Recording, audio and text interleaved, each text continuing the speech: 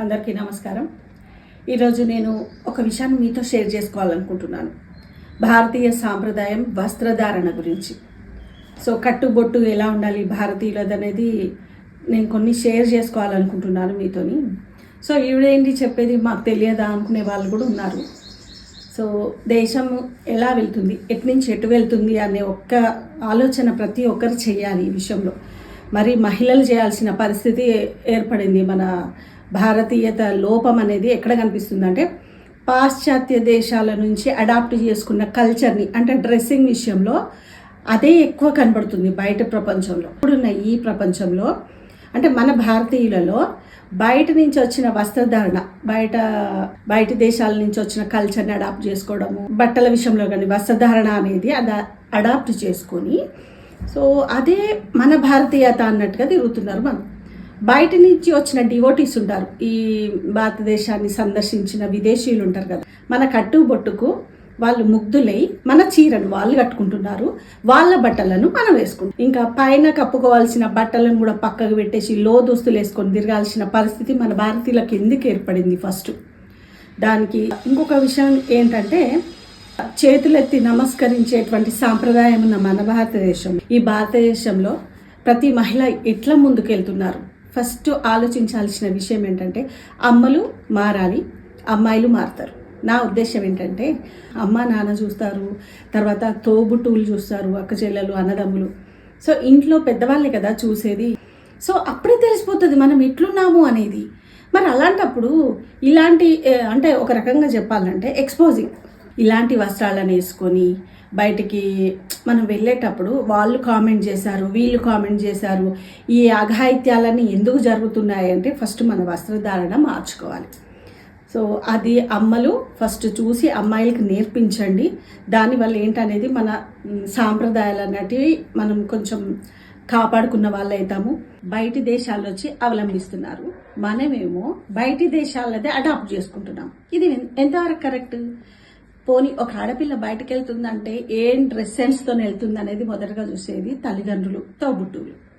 అప్పుడైనా కూడా చెప్పొచ్చు కదా మన కల్చర్ ఇది కాదు, మనం ఇట్లా వెళ్ళొద్దు అని. ఈ మధ్యలో ఒకటి ఫ్యాషన్ అయిందండి, ఏంటి డ్రెస్ సెన్స్ విషయంలో ఇలా మాట్లాడుతుంది అనుకోకండి. చక్కటి వేషధారణ మన భారతీయతకు ఉన్నది.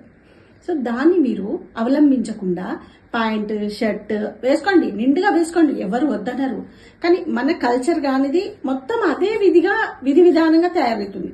అసలు మన కల్చర్ ఏంటి యాక్చువల్గా? చీర, లంగా, ఓని, అంటే డిఫరెంట్ రాష్ట్రాల్లో నిండుతనమే ఉంటుంది ఎవరిదైనా కూడా.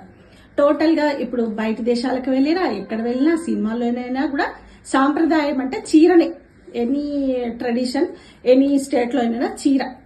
మన గేయ రచయిత చంద్రబోస్ గారు కూడా చీర కట్టుదనాన్ని, చీరలో ఉన్నటువంటి సాంప్రదాయాన్ని, మన ఇండియన్ కల్చర్ని ఎలా చెప్పారు? చాలా చక్కగా చెప్పారు. అంటే ఎంత గొప్పదనం అన్నట్టు మహిళకు ఉన్నటువంటి ఒక గొప్పదనాన్ని చీర కట్టుతోని ఆయన వివరించడం జరిగింది.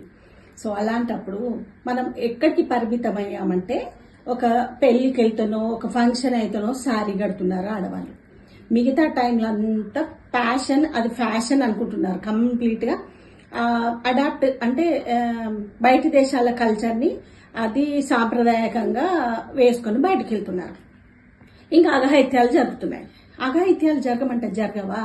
మనం ఎట్లునో ఒక చుడిదార్ వేసుకొని బయటకు వెళ్ళాలి, ఆ సాంప్రదాయం కూడా ఉంది. అంటే మనకి ఇప్పుడు ఎంప్లాయీస్ ఉన్నారు కదా, ఉద్యోగం చేసే ఆడవాళ్ళు ఉన్నారు. సో బస్సులో ట్రావెల్ చేయాలి, ఆటోలో ట్రావెల్ చేయాలి అనుకున్నప్పుడు కంఫర్ట్గా అనిపించదు చీర, నిజానికి నిజమే అది. కానీ అలాంటప్పుడు చుడిదార్ వేసుకోవచ్చు. వేసుకున్నప్పుడు ఏంటి? దుపట్టా వేసుకోండి. ఫస్ట్ మెయిన్ థింగ్ ఏంటంటే దుపట్టా కూడా వేసుకుంటలేరు ఈ మధ్యలో ఆడవాళ్ళు. అదేం ఫ్యాషన్ నాకు అర్థమవుతలేదు. సో శారీ కట్టుకోకండి, పర్వాలేదు, శారీ కట్టే విషయంలో కట్టుకోండి, అంటే దాని ట్రెడిషన్ బట్టి కట్టుకోండి. మిగతా టైంలో ఎలాంటిది వేసుకున్నా కూడా అట్లీస్ట్ మీరు కవర్ చేసుకోండి, మీ యొక్క దుపట్టాతోని కవర్ చేసుకొని కొంచెం మన ట్రెడిషన్ని కాపాడండి. ఫస్ట్ ఆఫ్ ఆల్ ఏంటంటే అది పక్కన పెట్టేసి ఆ దుపట్టా అనేది పల్లెటూరు వాళ్ళు వేసుకుంటారు అన్నట్టుగా మాట్లాడుతున్నారు కొందరు మహిళలు అయితే. ఇంకోటి ఏంటంటే చెప్పేది అమ్మలకే విజ్ఞప్తి, మన పిల్లలకి ఈ రోజు బయటికి వెళ్తున్నారంటే అఘాయిత్యాలు జరుగుతున్నాయని భయపడే అమ్మలు కూడా ఉన్నారు. అందరినీ ఉద్దేశించి ఈ విషయం మాట్లాడలేదు. 30% ఉన్నారు, మంచి వాళ్ళు ఉన్నారు. ట్రెడిషన్ అడాప్ట్ చేసుకుని అదొక ఫ్యాషన్గా వెళ్ళే ఆడవాళ్ళు ఉన్నారు. వాళ్ళ కోసం ఇది మాట్లాడుతున్నాను ఈరోజు.